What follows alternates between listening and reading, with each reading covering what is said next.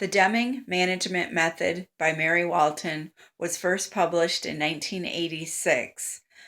Mary Walton was a reporter for the Philadelphia Inquirer. She wrote the book in order to illustrate the man and his somewhat radical ideas about management. The typical reader in the 80s would be like the typical reader today. Probably somebody interested in manufacturing or interested in Deming and converting his ideas to their organization. The interest in Deming in the 1980s was a reaction to the revolution that he had helped to spark in Japan's economy.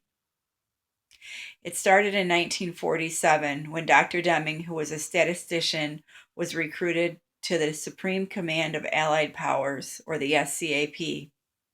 The SCAP had needed Dr. Deming to help with the 1951 census in Japan. Japan had been decimated in World War II, and the Allied powers, under the leadership of General Douglas MacArthur, occupied Japan.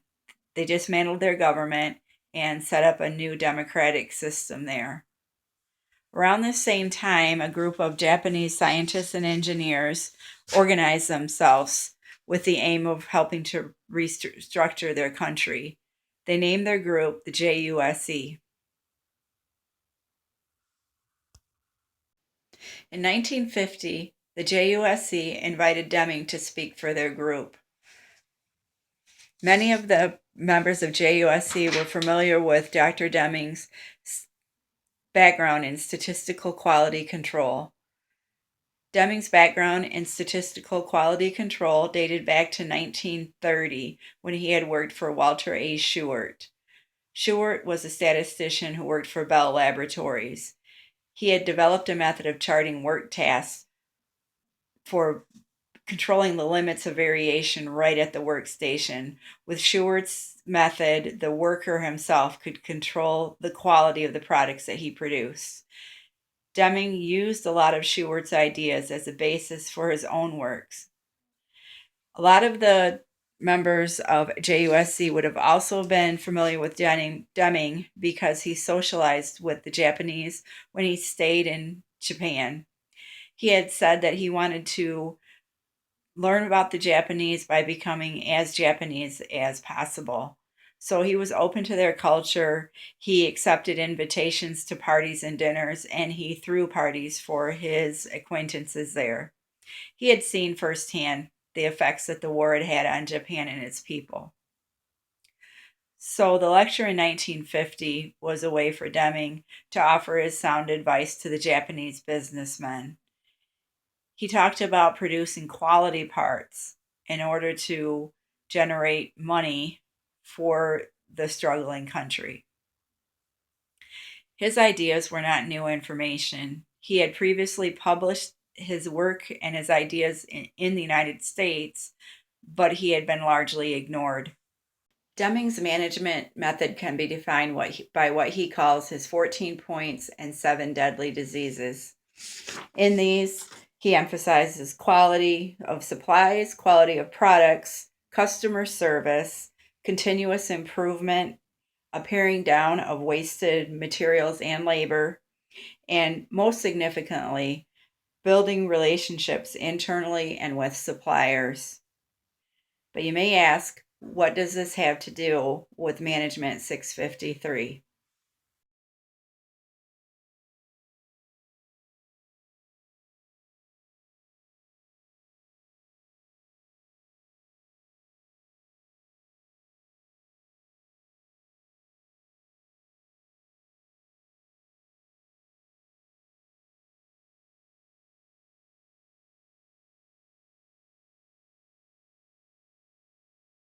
Deming's emphasis on relationship building is something that relates directly to the readings from Management 653.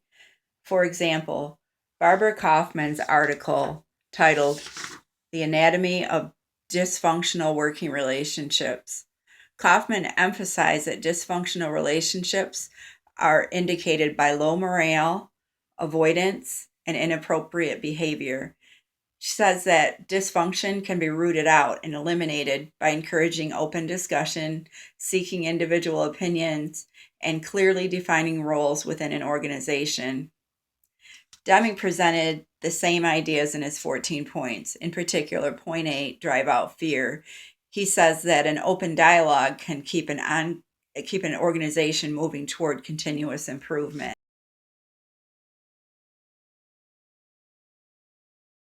Open dialogue and participation from the entire organization was also discussed in an article titled An Interactive Team Leadership, a conceptual model for team-based organizational effectiveness in large hierarchical organization. The authors presented a model for teamwork that was characterized by, number one, communication between top leadership and the rest of the organization. This is similar to Deming's point 8, drive out fear. Number two, decentralized and independent decision making. This is the same idea as Deming's point 12, remove barriers to pride and workmanship. Number three, flexibility among teams to perform multiple tasks. This is what Deming was talking about in his point 9, break down barriers between staffing areas. And number four, monitoring the welfare of the entire organization to ensure that decisions made do not negatively impact any level of the organization. Deming addressed this in his point 10, eliminate slogans, exhortations, and targets for the workforce. In other words, talk to people instead of talking at them. And finally, number 5, develop a system for conflict management. This is in line with Deming's holistic view of an organization that acts as a team.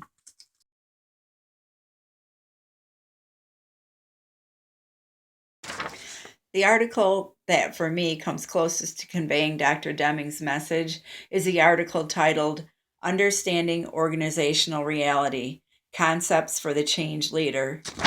The article says that leaders need to recognize that they are dealing with humans rather than machines. To quote a line from the article, change is not linear or reductionist process. It is a human process that is modeled better by biology and complexity theory than economics or physics. This is similar to Deming's entire point. He took a look at the way businesses were managed and he realized that teamwork and respect for the humanity within the organization were the keys for success. The most significant takeaway I got from Welton's book is the fact that Deming encouraged a spirit of humility and respect and teamwork. It's interesting that his ideas were first rejected in the United States and embraced by Japan. The United States had been one of the victors of World War II, and they had dominated the marketplace during most of Dr. Deming's professional career. Japan recognized Dr. Deming's ideas and they embraced them when their country had been most disgraced. It was only when the tables were turned in the 1980s that the United States began to embrace Dr. Deming's ideas. I read the book having already known Deming's story and liked the irony of a man from the United States revolutionizing Japan's economy. But for me, Walton's book presented even more irony in that you had this numbers guy, a statistician, who, when he analyzed manufacturing, his ideas turned into, well, the problem is you aren't dealing with each other and your competitors and your suppliers as human beings. And it's ironic to me that a facts guy would have such a message of humanity. And the further irony is that a country that bombed another country learned from that country more about recognizing each other's humanity. So that is the big takeaway I took from Walton's book. In another book, When China Rules the World, which was published in 2009, Martin Jacques cites predictions by Goldman Sachs that China will eventually overshadow the United States in the global marketplace. I believe the manufacturing sector of the United States would do well to remember Dr. Deming's management theory. Humility, teamwork, and integrity contribute to success even in the most desperate circumstances.